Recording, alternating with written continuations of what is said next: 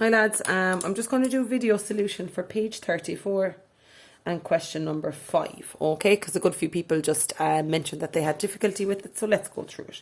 Question number 5. Now it says, use the information in the Argand diagram, express each of the following in polar form. What is my formula for polar form? It is r cos theta plus I sine theta. Okay, where r is the modulus, that is the distance from the origin, there it is, and what is theta, that is the angle that I have opened out here. Okay, so let's go through them. For the first part, for part 1, I'm looking for a z1. What is r equal to for a z1? Well, it's the distance from here, so that's 2. What is the angle equal to? How far have I opened up? It is pi over 6. Filling into my formula, it's going to be 2 cos pi over 6 plus I sine pi over 6. The next one, part 2. And that's it. Z2. Z2. The modulus is, distance from here to here is 3. And the angle that I've opened up is 2 pi over 3. 2 pi over 3. So it's subbing into my formula. R cos theta plus I sine theta is 3 cos pi over, 2 pi over 3 plus I sine 2 pi over 3. The next one, part 3. Next one is the complex conjugate of a Z1.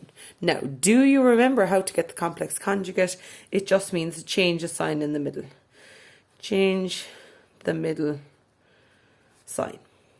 Okay, so a Z1 normally, we got it here, it was 2 cos pi over 6 plus I sine pi over 6. What is the complex conjugate of that? Well, just change the sign in the middle.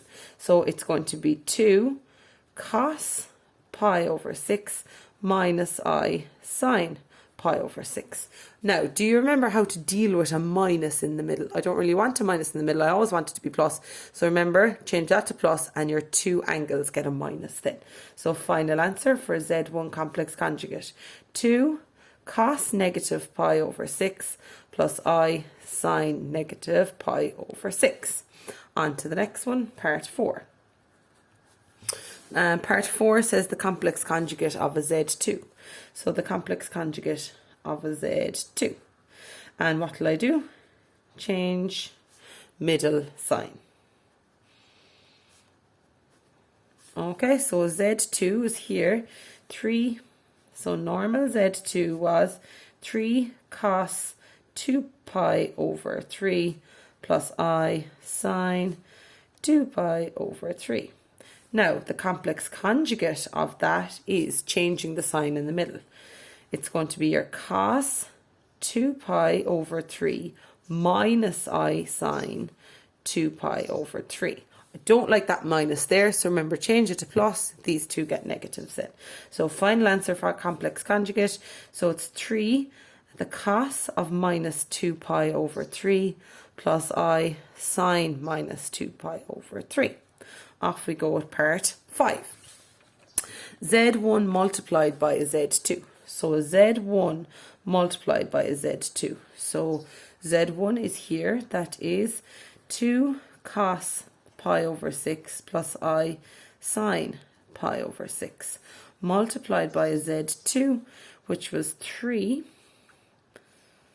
cos 2 pi over 3 plus I sine 2 pi over 3. Okay, how do I deal with multiplying them again? Remember, you multiplied this by this, so it's going to be 2 by 3.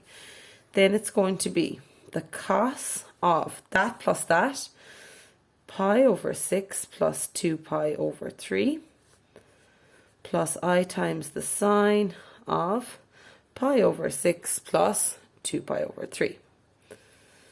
So we have 6, and it's going to be the cos of, so we have pi over 6 plus 2 pi over 3 equals 5 pi over 6 plus I sine 5 pi over 6. And we're done. Just one left to go now, a z1 over z2. Okay, so the last one is a z1 over z2. Okay, so the last one is z1 over a z2. Okay, so what was a z1? It was, z1 is 2 cos pi over 6 plus I sine pi over 6 divided by a z2, which was 3 cos 2 pi over 3 plus I sine and 2 pi over 3. Now, remember, if addition is related to multiplication, division is related to subtraction. So the first thing I need to do is going to be 2 over 3, divide those two, then it's going to be the cos of pi over 6 minus 2 pi over 3 plus I times the sine of pi over 6 minus 2 pi over 3. And just work that out with 2 over 3 here, and then pi over 6 is pi over 6 minus 2 pi over 3 equals minus pi over 2. So it's the cos of minus pi over 2 plus I sine minus pi over 2. Okay, hope that helped. Let me know if you still have any more questions. Thanks, lads.